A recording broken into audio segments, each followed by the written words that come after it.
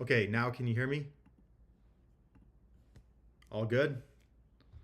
Okay, I think it's all good now. I had it on mute. Sorry, guys. Because I took out my headphones, it disconnected my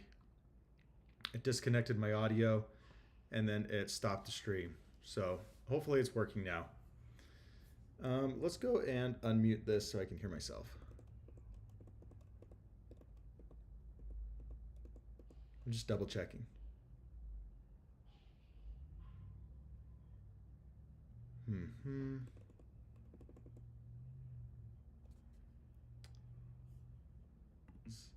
It disconnected. There we go. Okay, I'm back.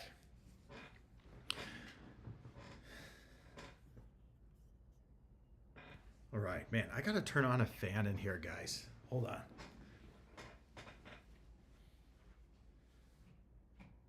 Where's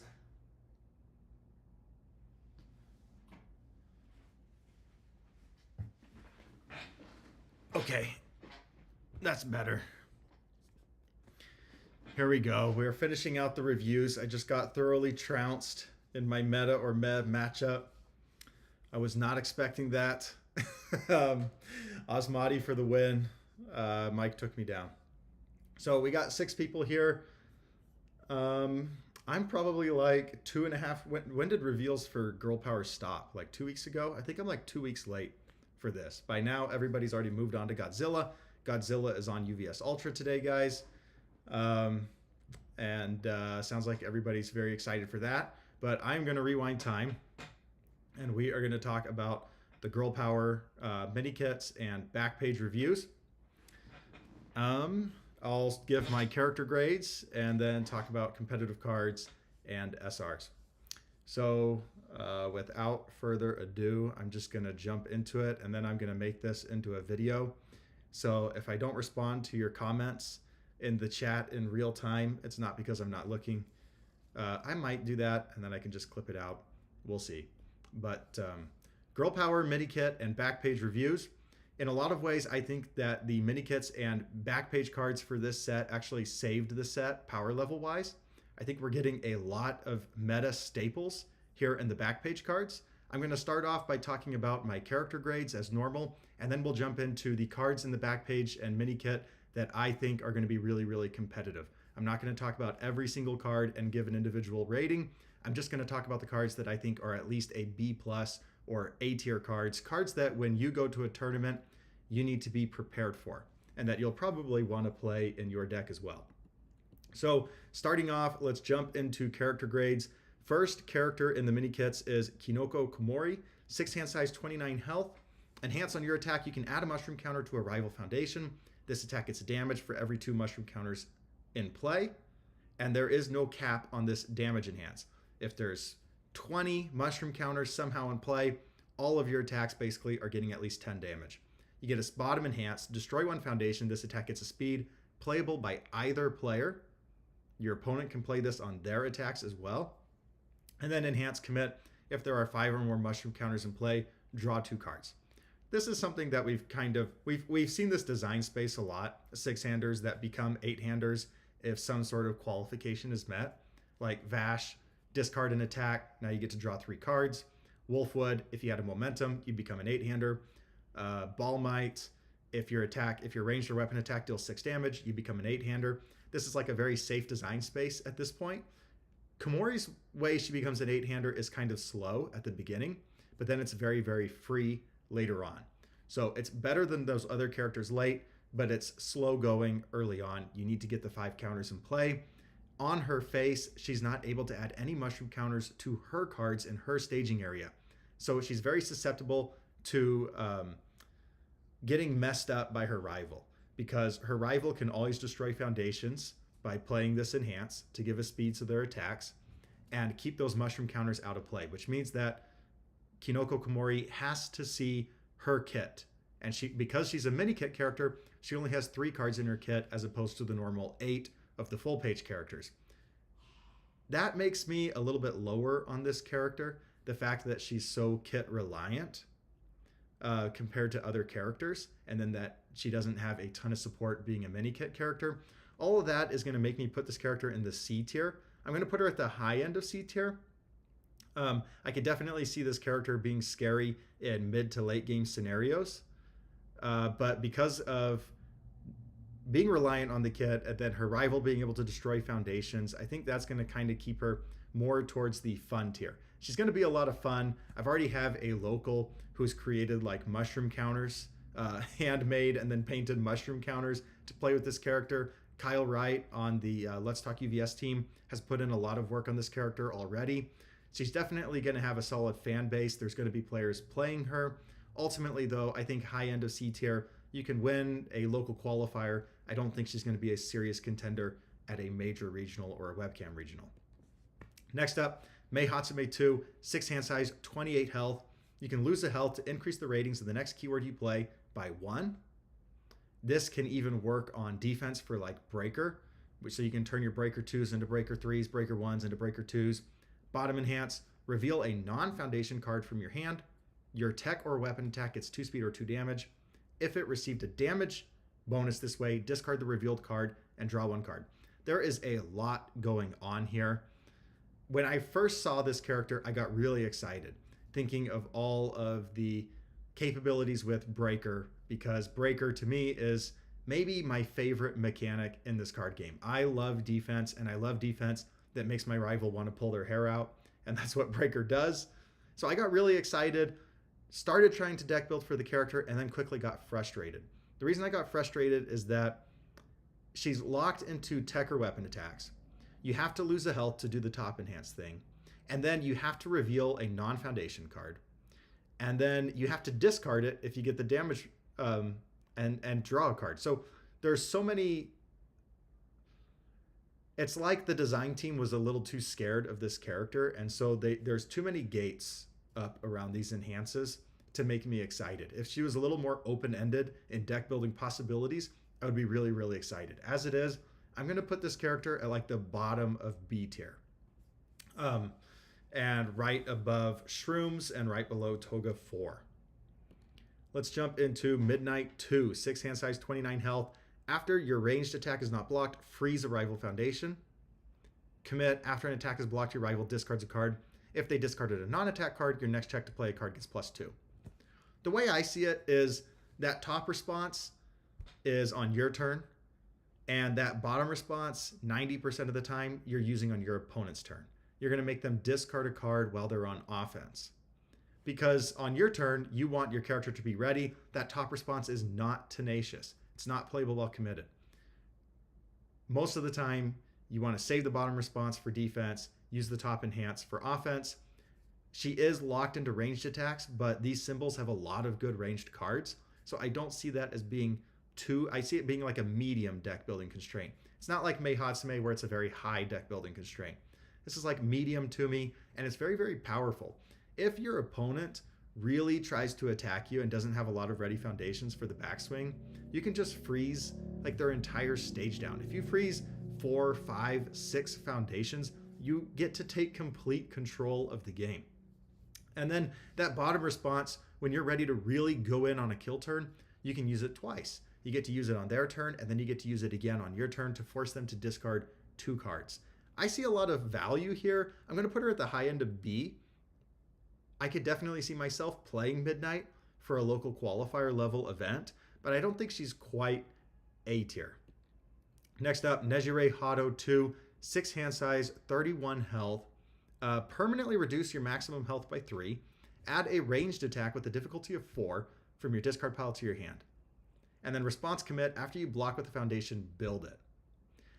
This is a really, really cool character for deck building. I've already made an air deck where we're picking up Walk the Dog. Whenever they have 4 committed foundations, Walk the Dog static makes it like a 4-diff ranged attack. I think that's probably the best ranged attack 4-diff that she can pick up. On defense, if you really want to get crazy, you can play the 1-check Heroic Clash to always pick up an Omni Block.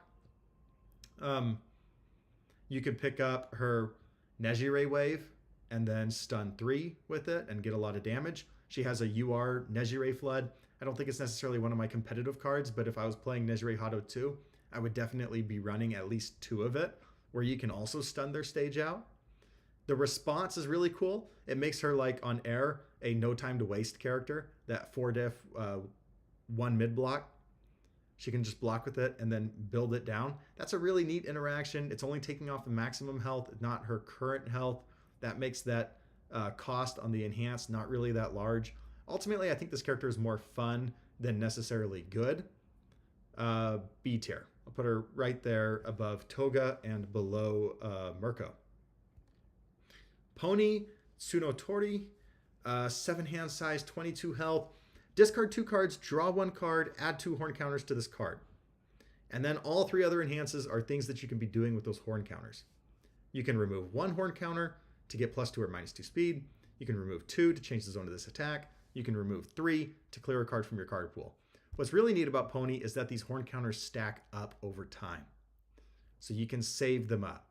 You know, you can start a turn with 5 and then get even more as the turn goes on. You can discard your cards to try and dig, discard your foundations, go and dig for attacks. I was kind of low on this character when she first was revealed because it was a little too difficult to get the horn counters to me. When you're discarding 2, you're only drawing 1, so you are going down 1 in hand size, unless you use that Midoriya 2 foundation that says when it's discarded, you get to draw a card.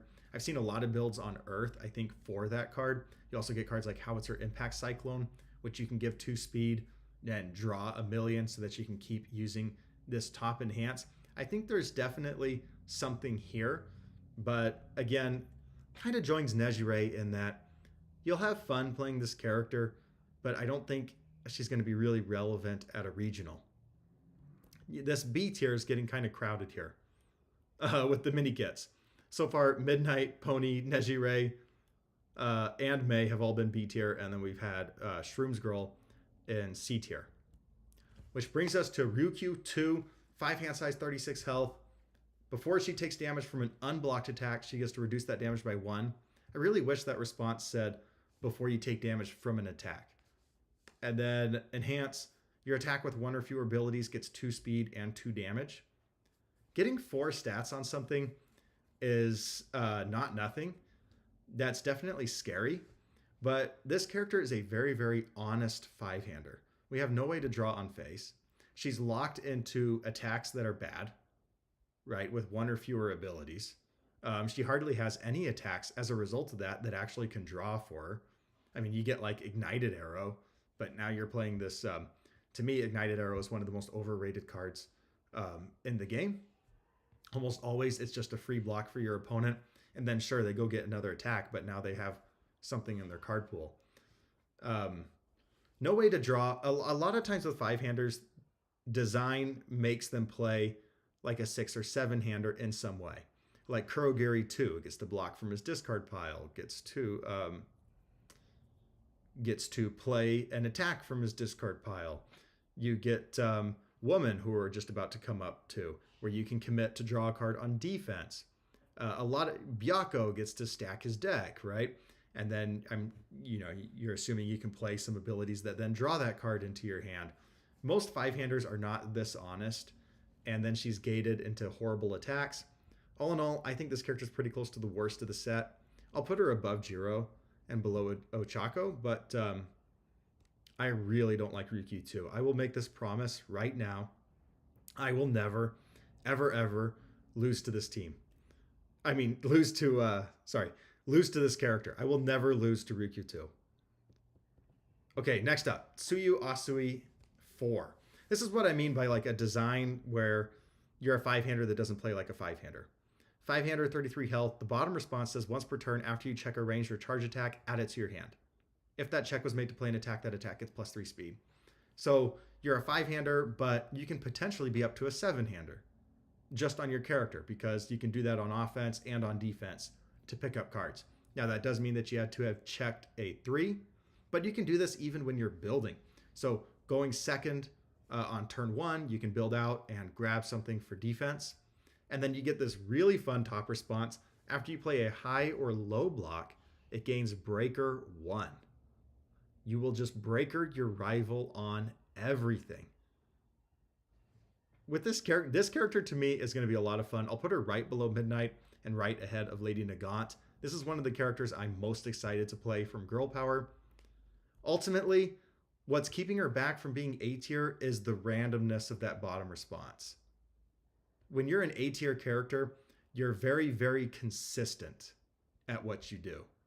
And Asui, there's going to be a lot of randomness with you don't know when you're going to check a ranged or charge attack. Now, there is some deck building constraints there and being locked into those keywords. We see that with like almost all of the characters in Girl Power, that they're locked into keywords. But ranged or charged is not bad keywords to be locked into. I just don't like the randomness of the bottom response. That's going to hold her back.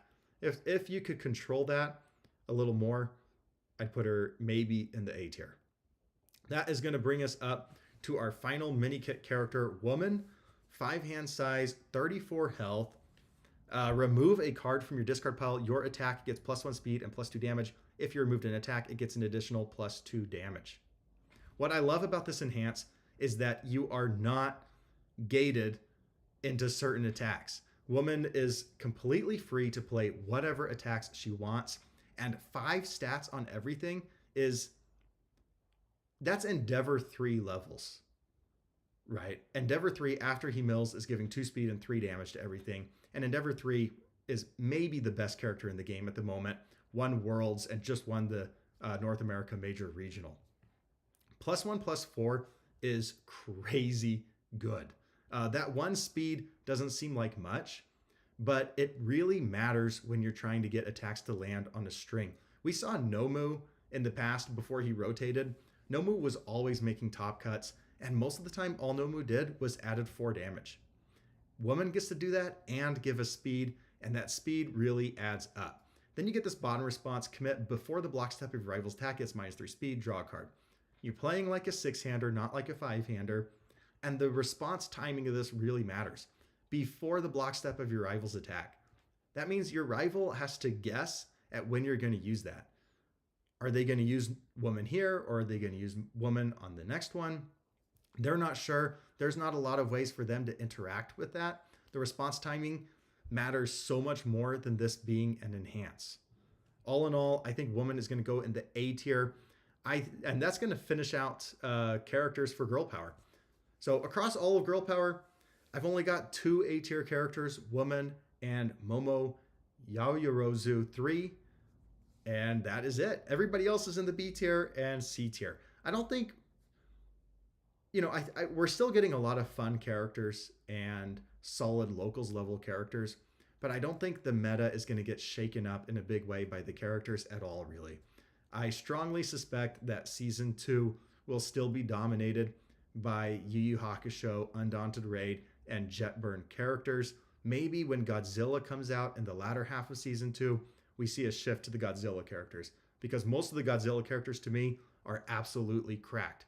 But as for Girl Power, I think Woman and Momo are going to have the best shots at making a splash in the meta. Would not be surprised at all if they made top cuts. And for me, Woman is going to be a dark horse to play for the Webcam Regional. There's a very solid chance that I'm going to be playing Woman come June 1st. I would not be surprised. I think she she really just stomps people early sometimes by giving those 5 stats. Now, jumping into competitive cards. Again, I'm not going to talk about every single card in the mini kits and back pages. I took, I think, 17 cards out. 17 cards out of like the 100 plus that I think are going to be truly competitive. Let's talk about those 17. If you don't see a card on this list, it means I don't have it quite at the B plus tier. I'm going to talk about everything B plus and above. So you're going to be missing out on a lot of things that maybe are good in certain situations, right? Like B and B minus cards that are very situational. For example, the Shigaraki action. To me, I don't think that that's going to be good 95% of the time. The 5% of the time it is going to really matter. And there's certain characters that can run that really well. Like my brother's been running it, and Elder Toguro to good success. Absolutely murdered me last night with it, actually. Or for example, in Woman, her ultra rare Rupture Driver is very, very good for her. But it's not good for anybody else because it's gated to no moves. And so I'm not going to talk about it here in my competitive cards. With that intro, let's jump into it, because this back page for Girl Power is crazy. The back page of Girl Power is why you are buying the set. It is to grab these cards because they're going to be everywhere in the meta. Starting off, we got Patchwork Baby, Mei Hatsume's UR. 3 mid 1, but that doesn't tell the full story. This card gets crazy stats. They're coming from the enhances. You get this attack gets X speed. X equals the highest keyword rating played this turn. This is going to at least be 2 because we have stun 2, or it could be 3 with EX3 or powerful 3. Or if you're Mei and you can increase your keyword ratings, maybe it's even higher. I'm thinking about characters across the spectrum though. So this is going to be at least a 5-speed move. Enhance, this attack gets 1 damage for each different keyword in your card pool. This attack already has 4 keywords, so it's at least a 5 mid 5 stun 2. 5 mid 5 stun 2, you don't have to tell me anything else. That's solid. That is a really, really good opener to any attack string. But also it has EX3 and powerful 3.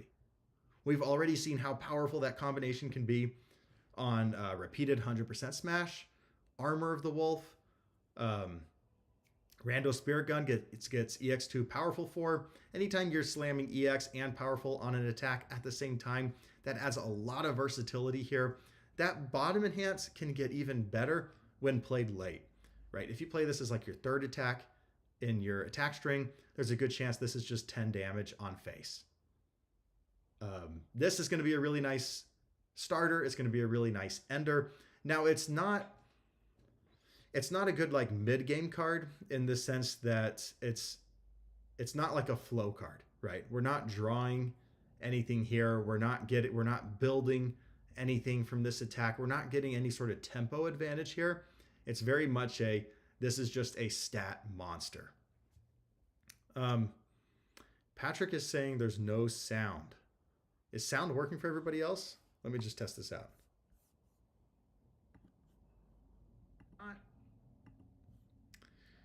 Patrick, I think you just have it muted because the sound is working for me. Drawing anything here, we're not. I think you just have it muted. Working for me. How about others? Then I'll jump to the next one. I guess this gives me a good break for water. Okay, Imaginary Man says I can hear you. That's kind of funny.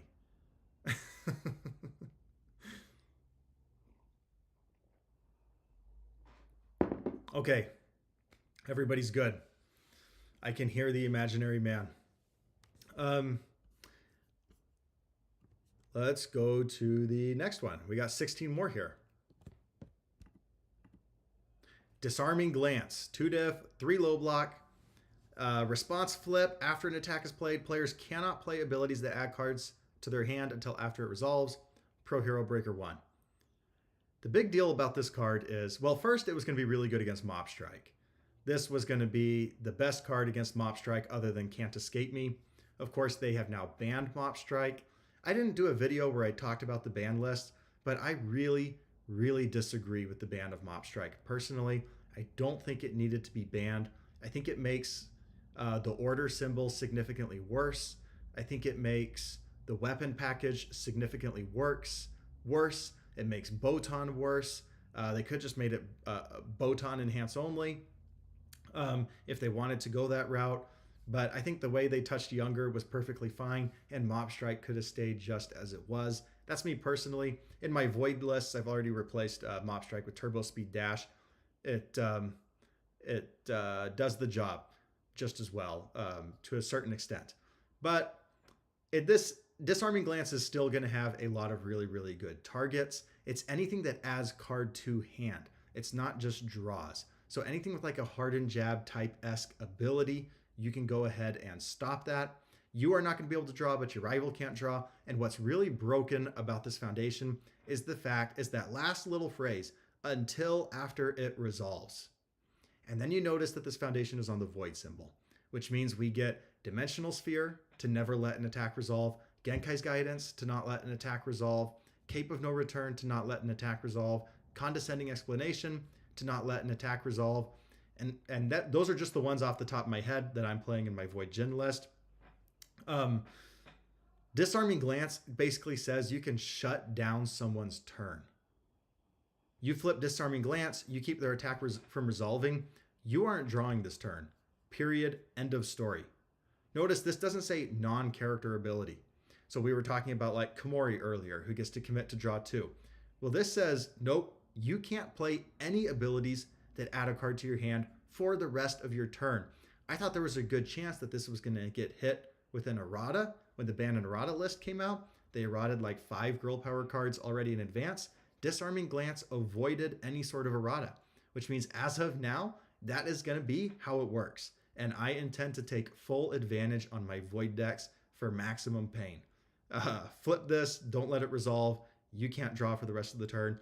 Even if they do end up errating this card to where it only works for that one attack no matter what, still very strong just to be able to flip and stop some sort of draw. Let's see. Daniel says, on offense too, there are plenty of ways to drop the attack there too. Yeah, you can Cape of No Return your own attack if you'd like to. I find myself doing that actually quite a bit. Like if my opponent used Barrier Shield to take my speed to 0, well, I don't want to get Breaker 2'd. I want my things to be too fast to block, so I'll just Cape of No Return my own attack out. And hey, it clears my card pool. I knew it was going to be blocked anyway. Now I avoid the Breaker 2. Moving on, we've got a 1 diff here. Curious about quirks. 3 mid-block flip. After your rival plays a character ability, draw a card. There's really not much to say here. This is a very boring foundation. It's just that a 1 diff 5 check that flips to draw is always going to be good.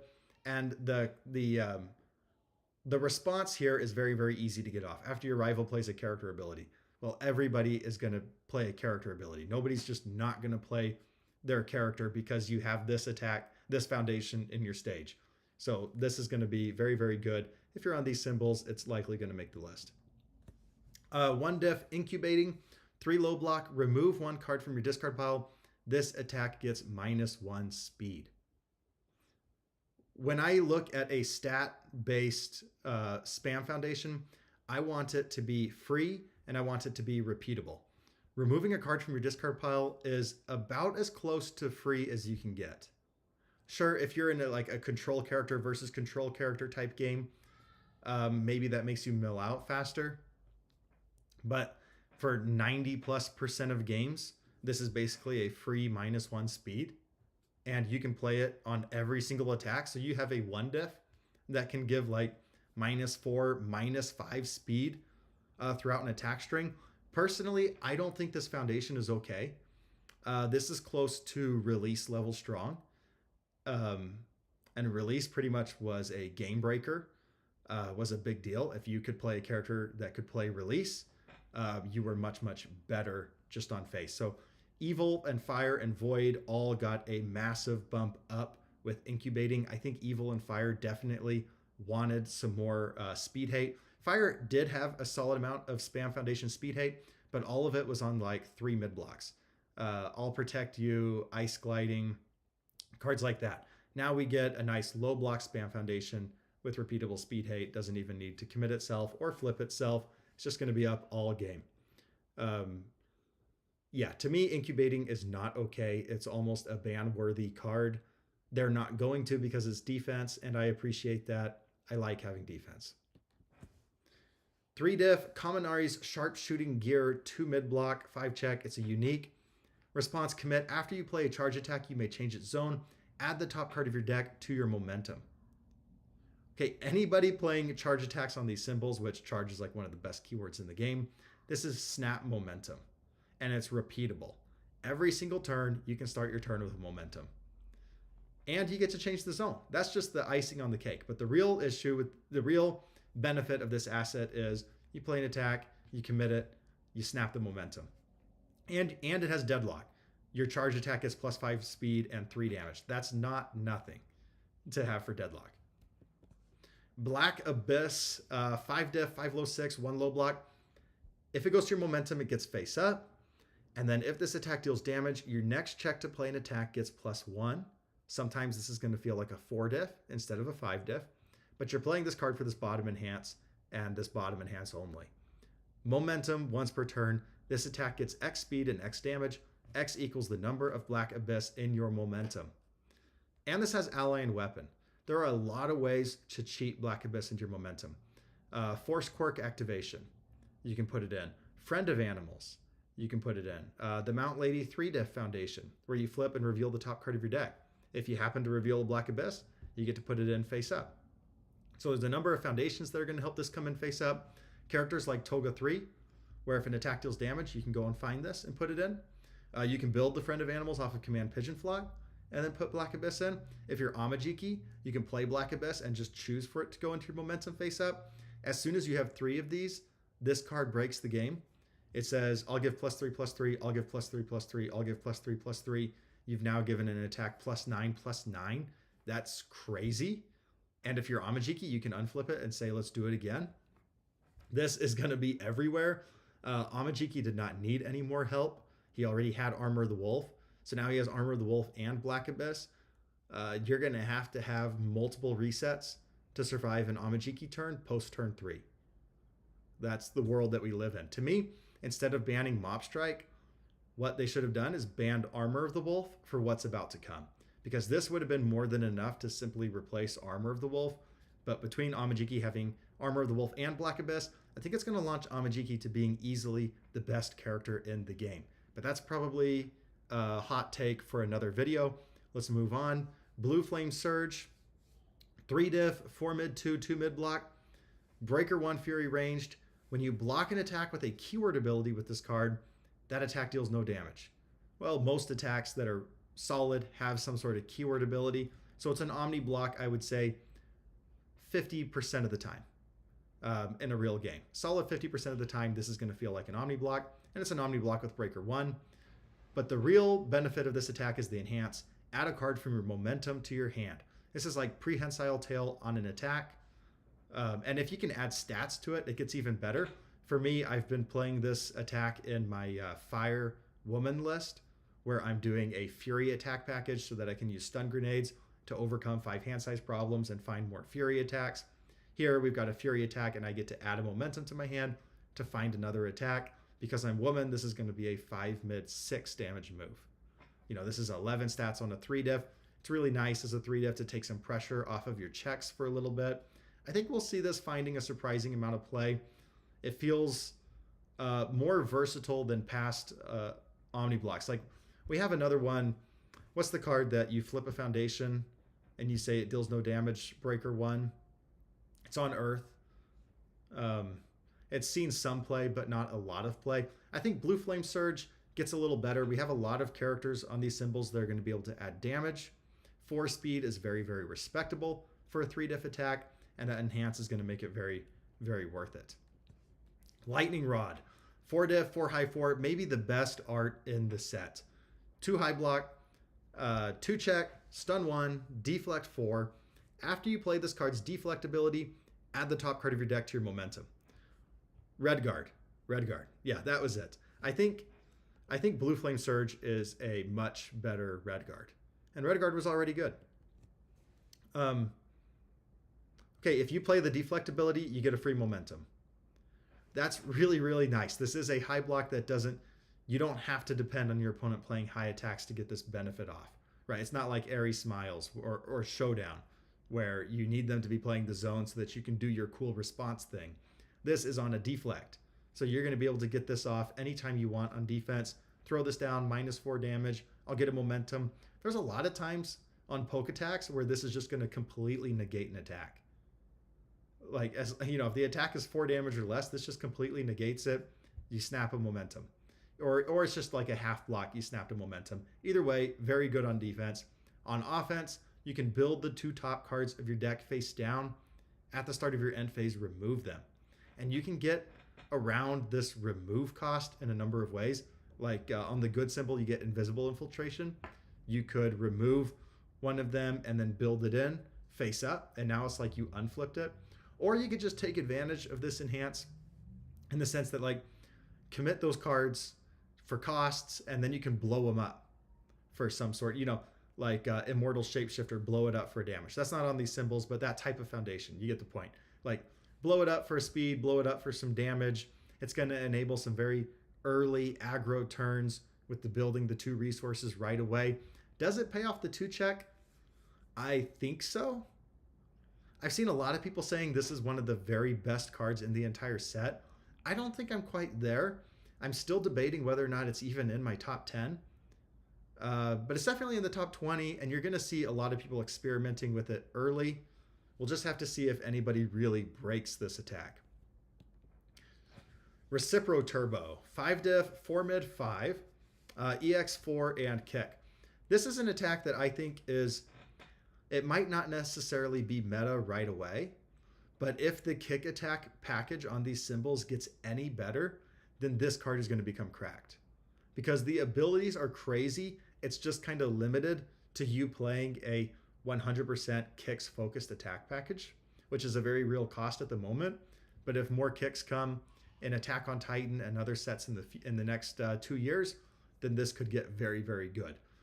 We'll have to see. You know, MHA set 1 came out with a very solid kick package, and then kicks have just been ignored almost completely all the way until now for girl power. So will kicks get more support?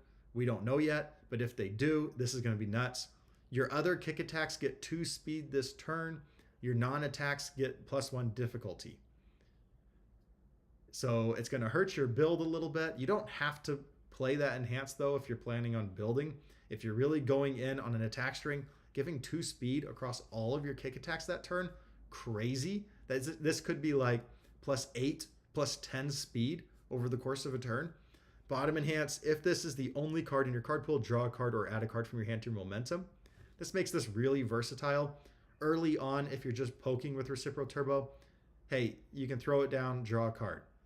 Or late in the game, if you're really going in on a kill string, lay it down, get a momentum. This has EX4 on it, one of the very, very few cards in the game with EX4. I honestly don't think we have more than 2 other attacks with EX4 on it, making this 8 speed. If you have any momentum starting your turn, this can be a 12 speed move. It shares a symbol with Mirko. I've already been thinking through like a kicks package air Mirko. 2 speed over the course of the turn is going to really matter on getting things to land so that Mirko 2 can clear those out of her card pool. Again, I don't know if this is going to see a lot of meta play early, but always keep this in mind if kicks ever become a real attack package. Super Grape Rush, 7 diff, 4 mid, 7. This card gets -1 difficulty and -1 to its block modifier for each card in your rival's card pool. I said I wasn't going to do like situational cards on these competitive cards, but I think there's enough characters where Super Grape Rush is super, super online to include it in this list. For example, Kurama comes to mind. This is one of the best kill attacks for Kurama. You're putting a card in their card pool on every single attack. If they blocked it all, even on your, like, if this is your 3rd attack, they could already have 4 cards in their card pool. You're playing this as a 3 diff, 4 mid, 7. And it has the enhance. If your rival has 3 or more cards in their card pool, seal 2 rival foundations. I've seen some people say that you normally want to seal early rather than seal late, so this isn't actually that good. But I disagree because people typically keep their best foundations ready for the very end. You know, they'll keep their resets. They're like cards like Broken Psyche, right? Condescending Explanation. They want to keep these cards for the thing that's going to kill them. They don't want to. They're saving them until they're really, really needed. And Super Grape Rush can come and seal down their final 2 Broken Psyches or damage speed resets of some kind. 7 damage move. Kurama's really wanting this. On defense, if they're on their 3rd or 4th attack, this could be like a -2 mid block modifier. That's really, really solid. I think we're going to see quite a bit of Super Grape Rush. Turbo Speed Dash. I think this is easily a top 5 card in the set. If you were running Mop Strike on Void or Order, take out your Mop Strikes, put in Turbo Speed Dash. It's almost just as good. It is even better in some ways. 4/4, just like Mop Strike. After this attack resolves, if it dealt damage, draw a card. If your rival has 8 or more foundations, draw a card. Those 2 sentences are not related to each other. It's a little confusing. But if your rival has 8 or more foundations, this is always going to at least draw 1. And then if it dealt damage, you get to draw 2. That's even better than Mop Strike when you get to draw 2. And it has EX3 on it, something Mop Strike didn't have. So if you have any momentum, 2 momentum, dump it into it. It's now a 10 damage move. It's probably going to deal now you're probably drawing 2 cards. I'm a big fan of Turbo Speed Dash. I've already put this in 4x of it in my Void Gen list personally. Condescending explanation. I have to resist doing a joke where I explain this in a really condescending manner. But 3 diff, 5 check, 3 mid block. First enhance, remove, spend 1 momentum, flip this attack. This is just another way on the void symbol and water symbol to just blank out their attack. You played an echo move? Nah, let's just go ahead and flip it before you get the chance to echo it. It's going to stay in your card pool. It aborts it before it resolves, which makes it really nice with Disarming Glance. On Void, all it costs is a momentum, and it does have to be your first enhance. So there's a little bit there, but with all the snap free momentum that we have in the format right now, Condescending Explanation is nuts. Most symbols, I'm personally going to be playing 3 or 4 of this card. I don't care that it's a 3 diff, don't care that it's a first enhance, don't care that you have to spend a momentum. Saying flip this attack is a crazy ability. You start to pair this with things like Genkai's Guidance, things like Cape of No Return, and it just feels really crazy levels of defense. I think we're going to see Condescending Explanation everywhere. To me, this is maybe the best card in the set. It's definitely top 3. Okay, Fighting for Control. This is like a little bit worse Keiko's Aid. 3 high block like Keiko's Aid. It checks a 4 instead of checking a 5. And then it says, flip after your rival makes a check to play a non-foundation card. That check gets -2. Failing that check will not end the combat phase. So like Keiko's Aid, you're flipping for, I guess Keiko's Aid adds 2 to the difficulty. This goes -2 to the check. 90% of the time, that's the same thing. Can be thought of the same pretty much, other than for very niche rules interactions. What makes this worse than Keiko's Aid is the fact that failing that check will not end the combat phase. So if you were hoping that this was not going to allow them to play that lethal attack on you, and they have 2 attacks in hand, they'll just fail it, and then they'll play the other one and make it lethal. They can get around that by doesn't end the combat phase. What makes this better than Keiko's Aid, though, is the timing of the response. With Keiko's Aid, you have to flip it after that attack, right? So many times, in fact, I would say more than half the time, my opponent flips a Keiko's Aid on me, and I was planning on building anyway. It's like, okay, you just flipped your defensive piece for no reason because I was just going to build and pass. Fighting for Control is a big deal that the response speed is after your rival makes a check. So you know for a fact you're landing that -2 on an attack. There's not going to be any guessing going on with when you're going to give the -2 and hurt their breaker. So it checks a 4 instead of checking a 5. Failing it's allowed, but the response is better. Keiko's Aid is everywhere right now. I suspect Fighting for Control will also be everywhere. Very similar card.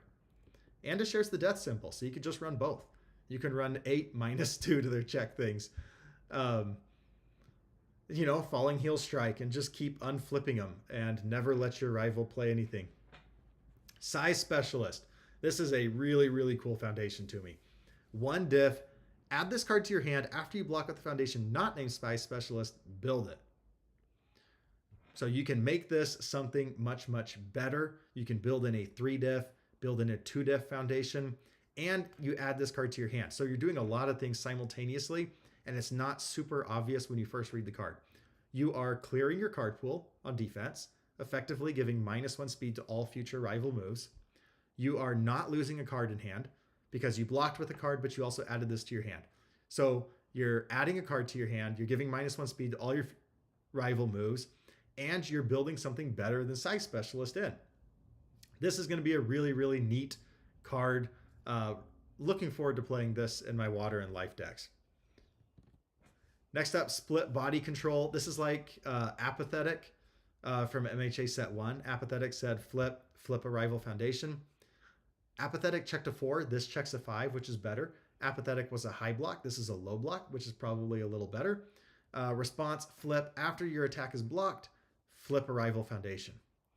You do have the response timing here, so it's not as easy as just getting an enhance off, but after your attack is blocked is not a heavy cost to a response. And then you get to selectively flip a rival foundation. This isn't like a super crazy foundation by any means. It's just a solid workhorse, gets the job done. Remember, condescending explanation is going to be everywhere. You need to deal with this. You need to find a way to destroy this, flip this, cancel this. Don't just let them do this to you. Split body control is a great way you can flip condescending explanation. Time for rest. I think this is going to be our final card. Final card from the back page. 3 low block, 2 diff. Flip, name a keyword. After your rival's combat phase begins, attacks with the named keyword get -2 speed this turn. Something we see with Girl Power is that almost all of the characters are gated to 1 or 2 keywords. Tech weapon, ranged, charged. Almost all characters seem to be gated to a keyword. Even characters that aren't gated to keywords in the game, like Younger, Jin, Woman, these characters typically play mono keyword strategies, or pretty close to it. For example, in my Woman list, even though Woman isn't keyword gated, on my Fire list, I'm playing all Furies because Stun Grenade only works if I'm basically playing an all Fury keyword attack lineup. So 75% of the time, I think you can pretty reliably hit a lot of their attacks with this card. This is after their combat phase begins. It's going to feel bad when you flip this and then they were just going to build anyway and you wasted your time for rest. So the timing there is pretty tricky on knowing when to do it. But if it works, it really works. If they're playing a mono keyword attack lineup and they were going to go for lethal on you and you flip this and you say -10 speed over the course of a turn, that's going to be crazy. When it works, it's going to be crazy. When it doesn't, and it won't a lot, it'll feel quite bad. That's making me a little iffy on this card. I still think it's probably B+. If I was giving it a ranking, I would say B+. It's just like a get off me card. Like, I really don't want to die this turn. Hey, this isn't the turn to go in. Yeah, I see the utility here. How much it'll actually end up seeing play, I'm going to be curious. I haven't tested it out yet. So it could be one of those cards that's hyped up a lot and then doesn't work as well. Or it could be something that starts out in people's sideboards, ends up being so good, people start to mainboard it instead of sideboard it in. We'll just have to see. I think the jury's still kind of out here for time for rest. I definitely see the potential here, though. And that's going to do it for my competitive cards from Girl Power Backpage and Mini Page. A lot of these I think are going to be everywhere. Split Body Control, Fighting for Control, Condescending Turbo, Black Abyss, Incubating, Disarming Glance, Patchwork Baby. Yeah, these are going to find a lot of homes. These are going to make a big splash in the meta. So even though Girl Power might not be giving us the most powerful characters here, and I only have 2 A-tier characters in the entire set, and I have 0 S-tier characters, I don't think we're getting a Mirio, Overhaul, Endeavor 3, Amajiki type character this set. I still think it's definitely a set worth buying just to get a hold of these staples here. I'll personally be buying 3 boxes, and then I think I'll make a video unboxing it. I'm not getting a box from UVS Games this go around. It looks like they kind of stopped their content creator program for almost everybody, which is a bummer. But that's okay. I'll still just do it with my 3 boxes. Yeah, now let's climb the secret rare pyramid. This is going to be the last thing, but I'm going to take a break here and read the comments. There are so many silly combinations with size specialist. Yeah, I haven't even started to I haven't really started deck building with it yet, but I'm positive there's going to be some crazy things. I was curious, so I went searching, and from what I could tell, there are a total of 2 other cards in the game with EX4 ever. Justice Rush and Zonku Hadoken. Okay, I do not play Retro. I have no idea what Zonku Hadoken is.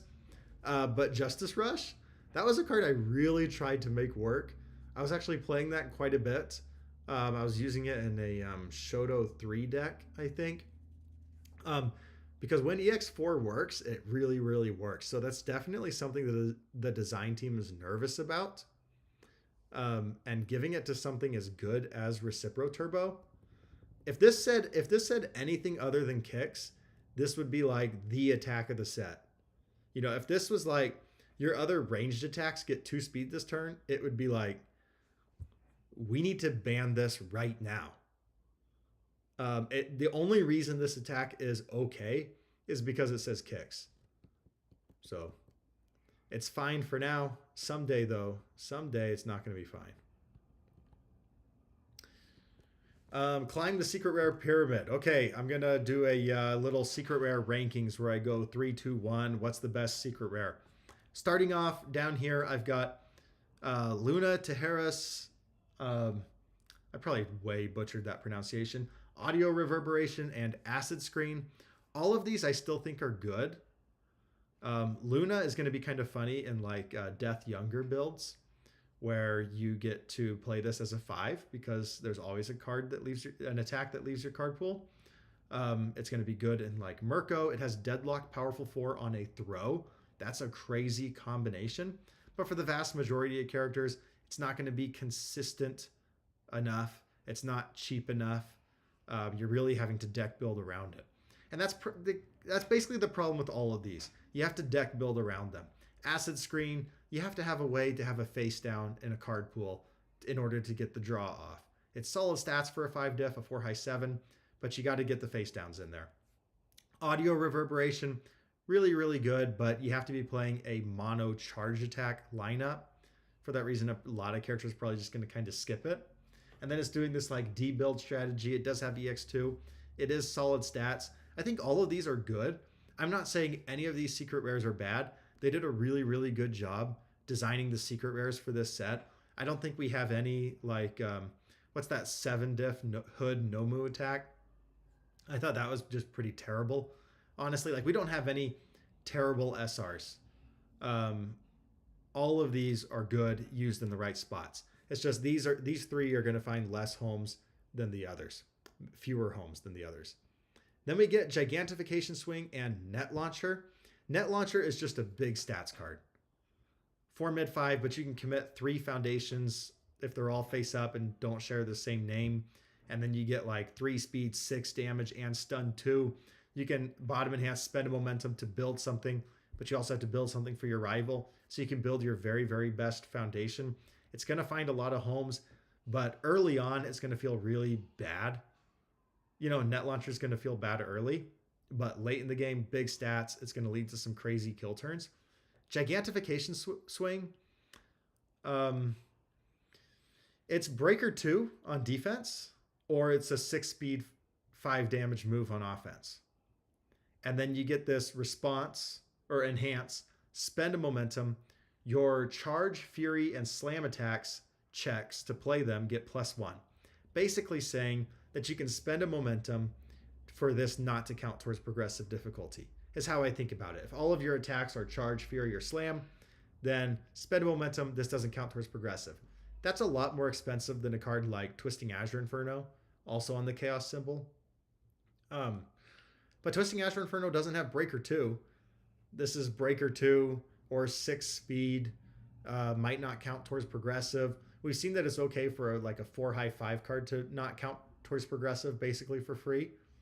But this is doing a little bit more than that.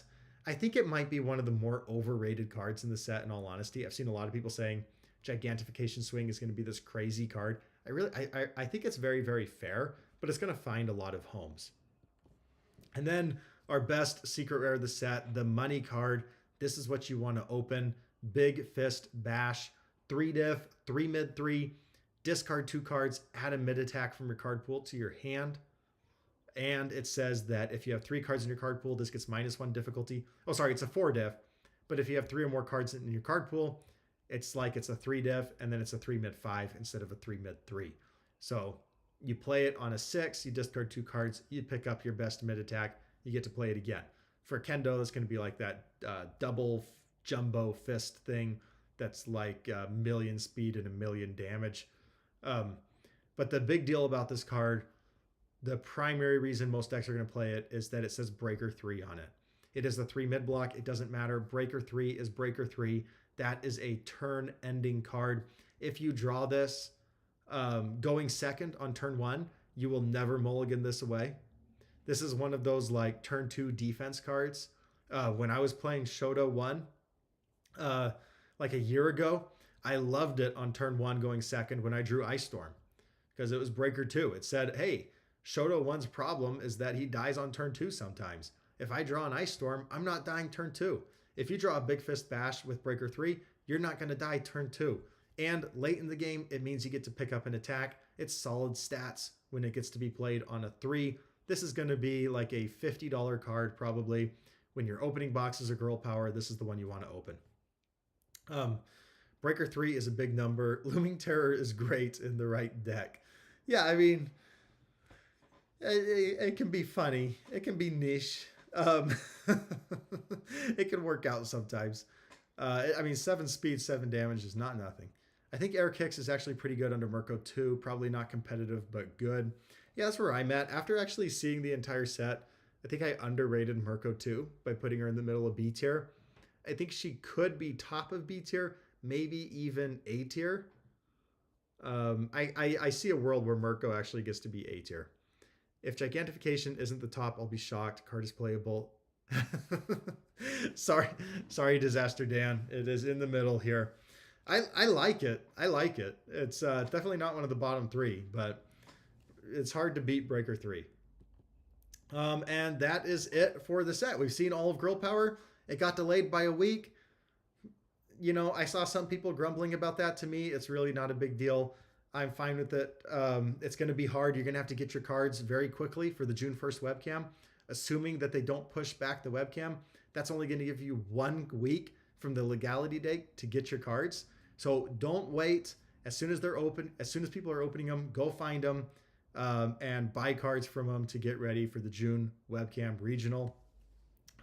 Godzilla is not going to be legal for June. It doesn't come out until mid-June. A lot of people are like getting ahead of themselves already playing Godzilla decks.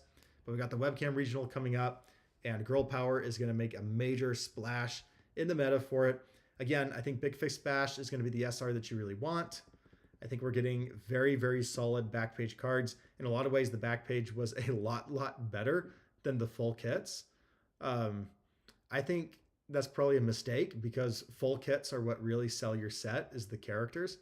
And I do think the set is a little lacking on the characters, but it's still going to be worth it. We're still getting solid cards. It reminds me of like Heroes Clash. You know, Heroes Clash only had 8 characters. Many of them weren't that good. So the characters didn't shake up the meta, but we got a lot of really good cards. We got like One with Nature and Snack Time. They were so good they had to get banned. We got Twisting Azure Inferno. We got Funny Punch in Heroes Clash. We got some great zero diffs with Easily Excited and set because the characters were kind of mid. I think we're kind of in the same spot with Girl Power. The characters are very mid. That doesn't mean it's a super weak set. We're still getting chase-worthy cards in this set. So that's where I'm at. I've got Woman and Momo as my best characters, but let me know what you think in the comments below. Which cards did I leave out of my competitive cards, and am I wrong about any of the characters? I just did a video before this. I streamed with Osmati from Discord, or real name Mike. He played Shrooms, Pony, and Ochako 5. I played Woman, Jin, and Amajiki. So it was like meta versus meta, and he actually beat me 2 out of 3 games. So what do I know with my tier list? If you disagree with it, I'm not saying I'm 100% right. Prove me wrong. Play your heart out on the character that you want. For me, the characters I'm most excited for are Woman and Momo. But that is going to do it for Girl Power. Until it gets released, I'll see you next time. All right. Am I planning to play test anything tonight or no? I don't think I am. I think I'm going to have to run here. It is 8:30 my time. And I can still hear the kids. I think I'm going to go help my wife and put the kids to bed. Because I really thought I was going to be done by like 7:30. But ended up taking until 8:30. But that's going to do it for me tonight.